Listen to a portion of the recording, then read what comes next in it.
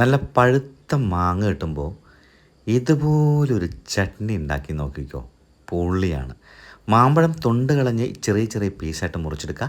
ഇനി പാനിൽ വെളിച്ചെണ്ണ ഒഴിക്കുന്നു. അതിന് ശേഷം കുറച്ച് കടുകിട കട്ടപ്പട്ടക്കന്ന് പറഞ്ഞ് പൊട്ടിക്കുന്നു.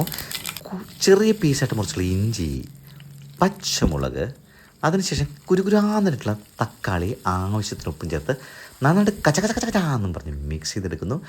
കുറച്ച് മഞ്ഞൾപ്പൊടി, 1 സ്പൂൺ കാശ്മീരി ചില്ലി എടുത്ത് വാരി വിതറുന്നു. നന്നായിട്ട് മിക്സ് ചെയ്ത് സെറ്റായി വരുന്ന സമയത്ത് കുറച്ച് വറ്റൽമുളക്, കുറച്ച് കറിവേപ്പില, എന്നിട്ട് നല്ലൊരു മണം വരുന്നത് വരെ വഴറ്റുക. അതിനുശേഷം സെറ്റാക്കിയതിന് ശേഷം നമ്മൾ ചെറിയ ചെറിയ പീസായിട്ട് മുറിച്ച് വെച്ചിരിക്കുന്ന മാങ്ങയെടുത്ത് തട്ടിക്കോ.